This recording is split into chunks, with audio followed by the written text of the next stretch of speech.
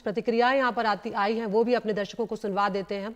भारत के प्रधानमंत्री नरेंद्र मोदी ने इस हमले की कड़ी निंदा की है। उन्होंने सोशल मीडिया एक्स पर लिखा है कि मेरे मित्र पूर्व राष्ट्रपति डोनाल्ड ट्रंप पर हुए हमले से बेहद चिंतित हूं। घटना की कड़ी निंदा करता हूं। राजनीति और लोकतंत्र में हिंसा का कोई स्थान नहीं है। उनके शीघ्र स्वस्थ होने की कामना करता हूं। हमारी संवेदनाएं और प्रार्थनाएं मृतकों के परिवार, घायलों और अमेरिका की जनता के साथ है। और वहीं इस घटना के बाद अमेरिकी राष्ट्रपति जो बाइडेन ने इस हमले की निंदा की है और उनके सुरक्षित होने पर संतोष भी जाहिर किया है। उनका बयान आपको सुनवाते हैं। He's with his doctors. Apparently he's doing well. I plan on talking to them shortly, I hope, when I get back to the telephone. Look, there's no place in America for this kind of violence. It's sick. It's sick. It's one of the reasons why we have to unite this country. We cannot allow for this to be happening. We cannot be like this. We cannot condone this. And I want to thank the Secret Service and all the agencies, including the state agencies, that have been engaged in making sure that the people and we have more detail to come relative to other people maybe injured in the audience. I don't have all that detail. We'll make that available to you.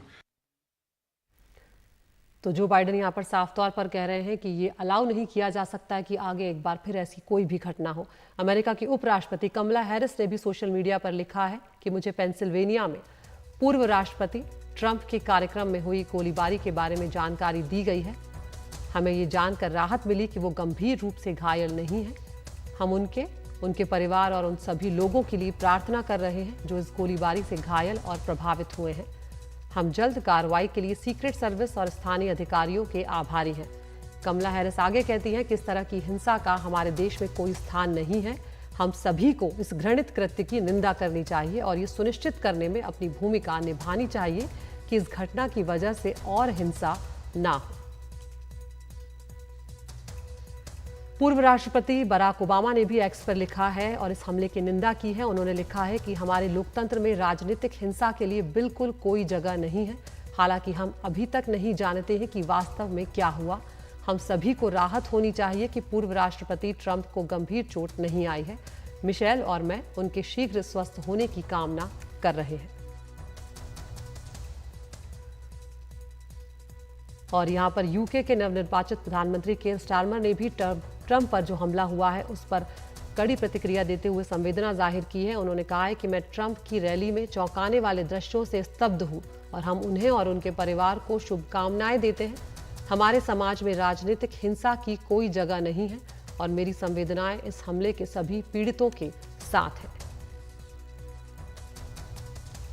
Canada के प्रधानमंत्री Justin Trudeau ने भी America के पूर्व राष्ट्रपति Trump पर हमले की निंदा की है। उन्होंने एक्स पर लिखा है कि मैं पूर्व राष्ट्रपति ट्रंप पर गोलीबारी से आहत हूं। राजनीतिक हिंसा कभी भी स्वीकार्य नहीं है। मेरी संवेदनाएं पूर्व राष्ट्रपति ट्रंप, कार्यक्रम में मौजूद लोगों और सभी अमेरिकियों के साथ हैं।